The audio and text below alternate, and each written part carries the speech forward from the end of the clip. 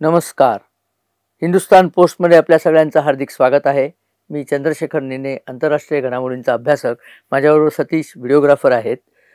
आज आपल्याला Donald Trump हा अमेरिकेचा अत्यंत ज्याला म्हणू मोकाट सुटलेला अशा प्रकारचा राष्ट्राध्यक्ष झालेला आहे आणि त्याच्या सध्याच्या विचित्र वागणुकीची थोडी चर्चा करायची आहे. मी ट्रम्प याला एक नवीन नाव ठेवलं आहे, त्याला आपण करासूर म्हणूया. करासूर म्हणजे काय? जो असूर सगळीकडे कर लावत सुटतो त्याचं नाव करासूर. आता सध्या ट्रम्पचं असं सगळं प्रयत्न चाललेला आहे की जो पण त्याच्या विरोधात येईल त्याच्यावरती कर लावायचे. त्याला ते कराला अमेरिकेमध्ये टॅरिफ म्हणतात. तर टॅरिफ म्हणजे काय की तुम्ही अमेरिकेला एखादी वस्तू विकलीत तर अमेरिकेने सांगितलं की भारताबद्दलच त्यांनी सुरू केलं. भारताने जर अमेरिकेला काही वस्तू विकायला आणली तर भारतीय वस्तूची जी किंमत असेल, समजा $100 वस्तू असेल तर ती 25% त्याच्यावर आम्ही कर लावणार. का? आमच्या मनात आलं म्हणून. भारत आमचं ऐकत नाही म्हणून आम्ही 25% कर लावणार. म्हणजे काय होईल? $100 वस्तू अमेरिकेत विकताना त्याचं किंमत $125 होईल. आता हे $125 मधले $25 कोण त्याचा खर्च करणार आहे? अर्थात जो मनुष्य अमेरिकेत विकतो किंवा जी कंपनी भारतातनं आयात करून अमेरिकेत विकते ती कंपनी काही हा खर्च करणार नाही आहे. हा खर्च शेवटी ती वस्तू अमेरिकेत जे विकत घेतील त्या अमेरिकेतल्या करदात्या नागरिकांनाच हा पैसा द्यायला लागणार आहे. म्हणजे ट्रम्पला पैसे जरी मिळाले तरी त्याचा परिणाम म्हणजे अमेरिकेतल्या ज्या वस्तूंवरची महागाई वाढण्यातच होणार आहे. आणि असं ट्रम्प का करतात? तर त्याचं कारण एक उद्दामपणा जो असतो की मी महासत्ता आहे, मी जे करीन तेच झालं पाहिजे. कोण म्हणतो मी करीन तसं होणार नाही, मग त्याला शिक्षा करू. बरं, नुसतं कर वाढवून थांबला नाही बरं का. मग म्हणला की तुम्ही रशियाकडनं सामान घेताना मग तुमच्यावरती आम्ही पेनल्टी टाकू, 5%, 10%, काय मर्जी येईल ती पेनल्टी टाकू. अरे, आम्ही काही तुझ्या क्लबचे मेंबर आहोत का की आमच्यावरती तू आमच्या एंट्री फी वाढवणार, आमच्यावरती पेनल्टी टाकणार? आम्ही स्वतंत्र देश आहोत. आणि तुला जर कळत नसलं तर हे सांगण्याची वेळ आली आहे की आम्ही देखील महासत्ता आहोत. भारत हा आता महासत्ता बनण्याच्या मार्गामध्ये आहे आणि अमेरिकेला अजूनही हा जुना भारत वाटतोय.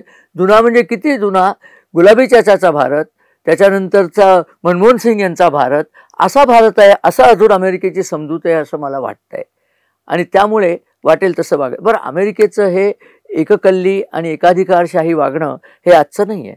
80 वर्षापूर्वी, बरोबर 80 वर्षापूर्वी 6 ऑगस्ट 1945 लक्षात घ्या, त्या दिवशी अमेरिकेने जाऊन जपानच्या हिरोशिमा नावाच्या एका भरभराटीला आलेल्या मोठ्या शहरावरती अणुबॉम्ब टाकला. हिरोशिमाची स्थिती अमेरिकेमध्ये जशी मुंबईची स्थिती भारतामध्ये तशा प्रकारची होती. टोकियो जरी राजधानी असली, दिल्ली जरी राजधानी असली तरी कमर्शियली मोठं शहर म्हणजे हिरोशिमा होतं. हिरोशिमावर आपला अणुबॉम्बच टाकून दिला आणि तेवढा कमी पडला म्हणून 9 तारखेला नागासाकीवर सुद्धा अणुबॉम्ब टाकला. 80 वर्ष झाली या घटनेला. जपाननी लोक काही ही घटना विसरलेले नाही आहेत. त्यांच्या मनात ते खतखतच आहे. तर त्या जपानवरती सुद्धा जाऊन यांनी करासुराने एक कराचा बोजा टाकला आणि मग जपानने सांगितलं की आम्ही तुमच्या देशामध्ये 700 अब्जापर्यंत इन्व्हेस्टमेंट करू. असं म्हटल्यानंतर तो बोजा कमी केला. आधी त्यांनी 25% कर लावले होते, मग आता 15%वरती आणले वगैरे वगैरे. ही अशी बेताल वागणूक सध्या ट्रम्प महाशयांची चालू आहे. कारण काय? तर त्यांना अजून वाटतंय भारत हाच तो जुना वर्गात बसलेला एक चुकार मुलगा आहे आणि मी म्हणजे हेडमास्टर, असा कसा वागतो हा मुलगा. हा मुलगा त्या दुसऱ्याशी बोलतोय काय, रशियाशी बोलतोय काय, दोघांची खोड मोडतो, दोघांना शिक्षा करतो. आता याच्या आधी भारत हे असले सगळे बोलणे ऐकून घ्यायचा. भारतातले विरोधी पक्ष ते तर गमतीदारच आहेत. राहुल गांधी नावाचा जे एक विरोधी पक्षनेता आपल्याकडे आलेला आहे त्या माणसाच्या तर बुद्धिमत्तेबद्दल करावी तेवढी कीव कमी आहे. ट्रम्प म्हणले की भारत आणि रशिया या मृत अर्थव्यवस्था आहेत. लगेच राहुल बाबांनी सांगितलं बघा ट्रम्प म्हणले मृत अर्थव्यवस्था आहे म्हणजे आपली अर्थव्यवस्था मृत आहे. या मृत अर्थव्यवस्थेमध्ये राहुलनी स्वतःनी शेअर बाजारामध्ये गुंतवणूक करून काहीतरी 8 की 9 कोटी रुपये कमवलेले आहेत मृत अर्थव्यवस्थेत. बरं का, जिवंत अर्थव्यवस्था असते तर राहुलनी कदाचित 1 अब्ज रुपये कमवले असते. हे असलं वागणं. भारताची अर्थव्यवस्था जगातली सर्वात वेगाने वाढणारी अर्थव्यवस्था आहे. 6.3 त्याचा वाढीचा वेग आहे आणि याच्यासारखी अर्थव्यवस्था दुसरी नाही आहे असं सगळं जग सांगतंय. IMF सांगते, वर्ल्ड बँक सांगते. नुसते भारतातलेच लोक म्हणतायत असं नाही. गोल्डमन सॅक्स सारखे जे तिथले हे आहेत कन्सल्टंट्स, फायनान्शियल कन्सल्टंट, ते सांगतायत. एलॉन मस्क सांगतायत. जे ट्रम्पचे एका काळचे उजवे हात आणि आता त्यांच्याशी भांडण चाललेलं आहे. परंतु ट्रम्प याला ती मृत दिसली, इथे राहुललाही मृत दिसली. कारण विचार करायचाच नाही ना. ट्रम्पच्या डोक्यात जेवढा कमी विचार आहे त्यापेक्षा कमी राहुलमध्ये. आळात नाही तर पोऱ्यात कुठनं येणार, अशी सगळी परिस्थिती चाललेली आहे. आता हे सगळं का ते करतायत, तर त्यांचं डोकं आता भेसाटलेलं आहे.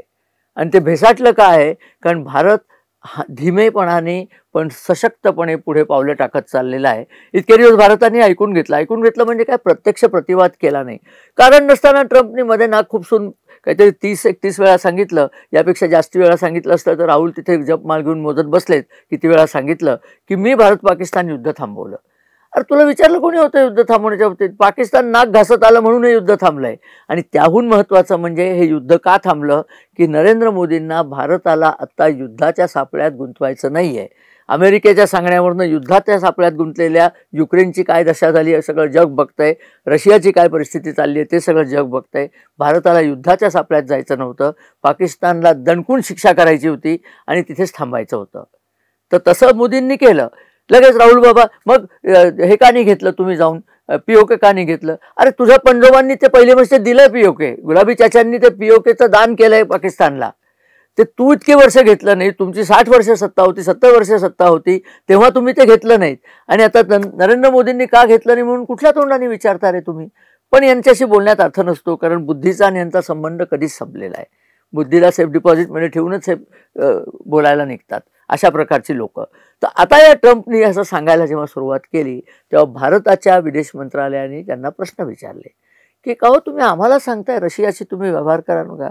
आज मी तिला पूर्वी नव्हे आता सुद्धा न्यूक्लिअर कंपोनंट तुम्ही रशियाकडनं घेता, तुम्ही रशियाकडनं अनेक गोष्टी घेता, मेडिसिन्स घेता, रशियाकडनं स्पेअर पार्ट्स घेता, युरेनियम घेता रशियाकडनं. तेव्हा कुठे गेला होता तुझा धर्म, असं त्यांना विचारायला हरकत नाही. एकीकडे तुम्ही सांगता की युक्रेनचे लोक रक्तानी न्हाऊन निघतायत, युक्रेनचे लोक मरतायत, तरी तुम्ही रशियाकडनं घेता. मग युक्रेनची लोक मारायला कोण आलं होतं तिथे? रशियाशी लढायला कोण आलं होतं? अमेरिकेचीच शस्त्र आली होती ना, का आम्ही दिली शस्त्र? आमच्या पंतप्रधानांनी तर स्पष्टपणे सांगितलं होतं की ही लढाईची वेळ नाही आहे, टेबलावर बसा आणि वाटाघाटी करून समझोता करा, लढाई मिटवा. ते करायचं नाही. ट्रम्प आपलं शस्त्र देत चाललाय, कारण ते शस्त्राचा खर्च कोण करतं? युक्रेनचे लोक करतात. युक्रेन हा देश रसातळाला गेलेला आहे, पण अमेरिकेला केवळ तिथे दादागिरी चालवायची म्हणून त्याला लढायला लागतं. अमेरिकेने EU म्हणजे युरोपियन युनियनला सुद्धा ओढलेलं आहे, ते बिचारे त्यांच्या जाळ्यात अडकलेले आहेत. तेलच घ्या तुम्ही.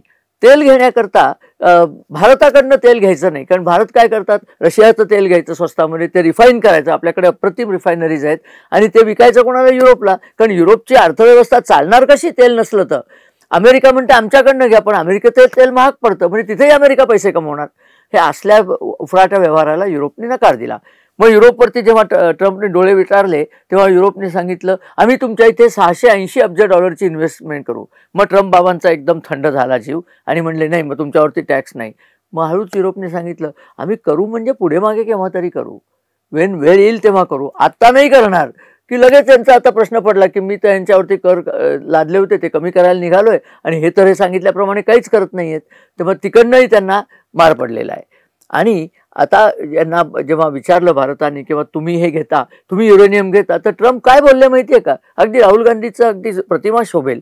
मला माहीत नाही असं घेतात का बरं, मी चौकशी करतो आणि सांगतो. एखाद्या सरकारी कारकुनाचं उत्तर या अमेरिकेच्या राष्ट्राध्यक्षांनी, जो जगातला सर्वात शक्तिमान पोझिशन आहे असे समजले जाते, त्यांनी अशा प्रकारचं उत्तर दिलं. पण आता झालंय काय ते तुम्हाला सांगतो. पूर्वी कसं होतं, पूर्वी रशिया आणि अमेरिका 2 महासत्ता होत्या, मग त्याच्यात हळू चीन आला. मग असं झालं की काही काळ अमेरिका एकटीच महासत्ता उरली, कारण रशियाचं साम्राज्य विखरून पडलं. परंतु आता रशिया महासत्ता म्हणून उभा आहे, चीन महासत्ता म्हणून उभा आहे, भारत महासत्ता म्हणून उभा आहे.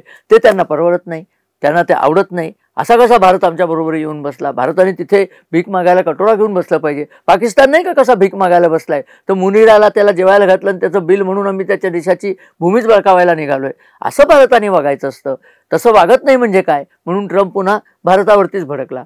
आणि या भडकाभडकीमध्ये झालं असं की भारताने काय केलं, भारताने इंग्लंडशी स्वतंत्र व्यापार करार केले, फ्रान्सशी स्वतंत्र व्यापार करतोय, युरोपियन युनियनशी स्वतंत्र व्यापार करतोय.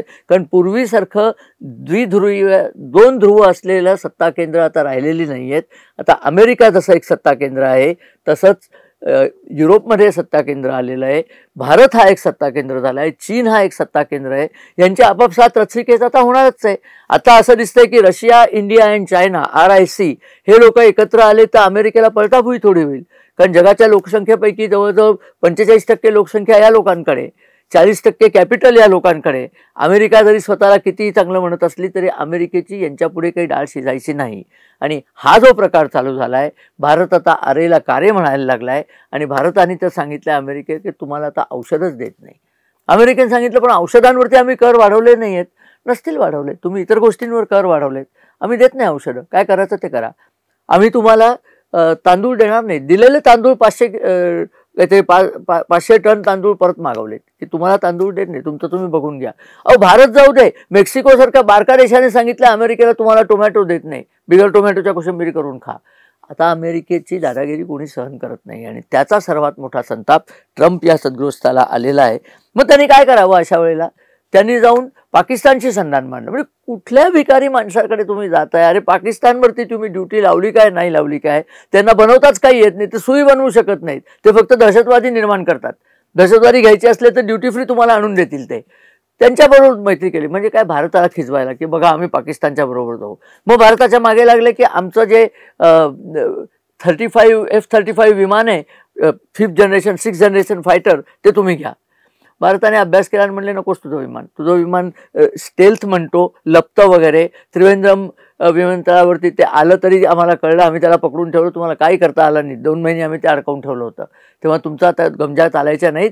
आम्ही रशियाकडनं Su-57 सुखोई 57 हे विमान घेणार आहोत. कारण त्या विमानाबरोबर रशिया एक तर ते स्वस्त आहे तुमच्यापेक्षा अधिक चांगलं आहे आणि रशिया त्याचा सोर्स कोड पण आम्हाला देणार आहे आणि आमच्या इथे ते बनवण्याची फॅक्टरी लावणार आहे. तुमचे बोईंग असं करणार आहेत का? तुमचे बोईंग असं काही करणार नाहीत. म्हणजे तो धंदा पण गेला. मग ट्रम्पच्या संतापाला आता लिमिटच राहिलेलं नाही आणि भारताने सांगितलंय की रशिया हा आमचा खरा मित्र आहे. एक आणखीन गोष्ट काढली त्यांनी. 71 साली अमेरिकेने पाकिस्तानला $2 अब्ज मदत केली होती, त्याचे पुरावे त्यांनी मांडले. आणि हे कधी? तर पाकिस्तान बांगलादेशात अमानुष अत्याचार करत होता तेव्हा. पाकिस्तानमध्ये हुकुमशाही होती, भारतात लोकशाही होती. अमेरिका लोकशाहीचा पुरस्कर्ता देश समजला जातो, तरी त्यांनी पाकिस्तानला $2 अब्ज त्या काळात मदत केली होती. हे सगळे बाहेर आले तर त्यांना आता आम्हाला माहीत नाही, बघून सांगतो, करून सांगतो, सांगून बघतो, विचारून सांगतो, हे असली क्लर्क छापाची उत्तरं ट्रम्प आपल्याला आता द्यायला लागलेला आहे. त्यामुळे 6 ऑगस्ट जरी झालेला असला आज, तरी अमेरिकेचा अणुबॉम्ब फुसका आहे, जसा राहुल गांधीचा अणुबॉम्ब फुसका आहे. त्यांनी तर इलेक्शन कमिशनवरच अणुबॉम्ब टाकण्याची वल्गना केली होती. काहीही नाही आहे, खोटं बोलण्यामध्ये दोघंही पटाईत आहेत आणि त्या खोटं बोलण्याचा काहीही परिणाम होत नाही आहे भारतावरती. कारण आता भारत हा महासत्ता होत चाललेला आहे. औषधं देणार नाही म्हटल्यानंतर अमेरिकेतल्या नागरिकांची तंत्रली आहे, कारण औषधं आधीच तिथे खूप महाग आहेत आणि भारताने देणं बंद केलं तर ती अनेक महाग होत जातील. मग करायचं काय असा प्रश्न आता अमेरिकेतल्या नागरिकांपुढे. अमेरिकेमध्ये नागरी उठाव आता व्हायला लागलेले आहेत. अमेरिकेच्या कोर्टाने एक ट्रम्पच्या विरुद्ध कारवाई सुरू केली आहे. कारण ट्रम्प हे सगळं जे करत होता ना, टेरिफ वाढवणं, ही खरं राष्ट्राध्यक्षाच्या शक्तीच नाही आहे त्या. पण राष्ट्राध्यक्ष इमर्जन्सीमध्ये या गोष्टी करू शकतो. ज्याला आणीबाणीच्या शक्ती त्यांच्याकडे, इमर्जन्सी पॉवर्स राष्ट्राध्यक्षाला असतात. तर ट्रम्पने कुठली इमर्जन्सी डिक्लेअर केले, काय इमर्जन्सी हे सांगितलंच नाही आहे. त्यामुळे कोर्ट बहुतेक या सगळ्या त्यांनी ज्या वल्गना केल्या आहेत त्या वल्गना हाणून पाडेल अशी अमेरिकेतली परिस्थिती. अमेरिकेतल्या नागरिक आता आंदोलन करण्याच्या पवित्रात आहेत, कारण की महागाई वाढत चाललेली आहे. भारताने त्यांचं नाक दाबायला सुरुवात केल्यानंतर त्यांची अगदी पंचायत होऊन घातलेली आहे. तर हे आपल्यापर्यंत सगळं पोचवायचं होतं. आणि आता रशिया भारताची मैत्री इतकी घनिष्ठ होत चालली आहे. त्यांनी सांगितलं होतं रशियाकडनं तेल घेऊ नका, तर रशियाने आपल्याला कितीतरी लाख टन, 2 लाख 2.5 लाख टन नॅफ्ता दिलं अत्यंत स्वस्त भावात. नॅफ्ता हेही तेलासारखंच खनिज तेलातनंच तयार झालेलं एक केमिकल आहे, एक रसायन आहे आणि त्याचा फर्टिलायझर बनवण्यामध्ये खूप मोठा उपयोग होतो. ते भारताने अत्यंत स्वस्त दरात घेतले. आता फर्टिलायझरचा कारखाना आपल्या जोरात सुरू होईल. आपण ती निर्यात सुद्धा करू. अनेक गोष्टी आपण करायला चाललो. ही महासत्ता आहे. हे ट्रम्पला जेवढ्या लवकर उमगेल तेवढं त्याचंच भलं होईल. आमचं तर उत्तमच चाललेलं आहे. आम्ही अजिबात तुमच्या या टेरिफ कर वाढवण्याला भीक घालत नाही, कारण आम्ही आमच्या निर्यातीचे 40% फक्त 40 का 25 ते 30% फक्त तुमच्याकडे करतो, बाकी सगळ्या जगात आमच्या वस्तू निर्यात होत आहेत. आणि महत्त्वाचं म्हणजे भारताची अर्थव्यवस्था ही मुळे निर्यात प्रवाह नाहीच आहे. आपली अर्थव्यवस्था ही भारतातल्या लोकांना खर्च करण्याकरता आणि वस्तू पुरवण्यामध्ये आपण एवढे मोठे आहोत सध्या, एवढं 140 कोटी लोक आपले ग्राहक आहेत, आपल्याला यांची खरं म्हणजे गरजच नाही आहे, हेही आता लक्षात आलं आहे. आणि सर्वात शेवटी सांगतो, एलॉन मस्कनी सांगितलं आहे की अमेरिकेला आता जगाला देण्यासारखं काही उरलेलं नाही आहे. हाय टेक्नॉलॉजीच्या 2-3 गोष्टी सोडल्या तर अमेरिका तुम्हाला काय देतं माहिती आहे का? शेतकी व्यवस्थेतल्या गोष्टी देतं. म्हणजे काय, तुम्हाला सोयाबीन देईल, तुम्हाला मका देईल, तुम्हाला दूध देईल, नंतर तुम्हाला मासाचं म्हणजे गोमांस देईल. गोमांस आम्हाला नकोच आहे, तुमचं दूध तुमच्या गायींचं आम्हाला नको आहे, कारण तुम्ही गायींना मांस खायला घालता. आमच्या इथे दूध हा परमेश्वराला दाखवायचा नैवेद्य आम्ही म्हणतो, उपासाला चालणारा उत्तम पदार्थ म्हणतो. आम्हाला हे असल्या गायींचं दूध नको की ज्यांना तुम्ही मांस खायला घातलेलं आहे, तेव्हा तेही आम्हाला नको. ते ठणकावणं पण त्यांना सांगितलं. आणि सर्वात शेवटी जेनेटिकली मॉडिफाईड फूड म्हणजे जीन्स अन्नाच्या बदलायची आणि नवीन नवीन अन्न तयार करायचे, त्याचे मेडिकल धोके काय आहेत त्याच्याबद्दल माहिती पुरेशी अजून द्यायची नाही. आम्हाला GM फूड घ्यायचं नाही आहे असं भारताने त्यांना ठणकावून सांगितलेलं आहे. आणि त्यांनी त्यांचा पारा आणखीन वर चढलेला आहे. त्यामुळे अजून असंबद्ध विधानं ते करतील यात काही शंका नाही. या सगळ्या गोष्टींची माहिती आपल्यापर्यंत पोचवायची होती. आपण किती नशीबवान आहोत की आपण आता महासत्ता होत चाललेलो आहोत. अमेरिकेला आपण जुमानत सुद्धा नाही, हे आपल्या पुढे आणायचं होतं, म्हणून हा व्हिडिओ केला. आपल्याला जर हा व्हिडिओ आवडला तर आपण मित्रपरिवाराबरोबर शेअर करा, आमच्या चॅनलला सबस्क्राईब करा आणि आपले लाईक्स आणि आपले कमेंट्स आमच्याकडे येऊ दे. व्हिडिओ बघितल्याबद्दल धन्यवाद आणि नमस्कार.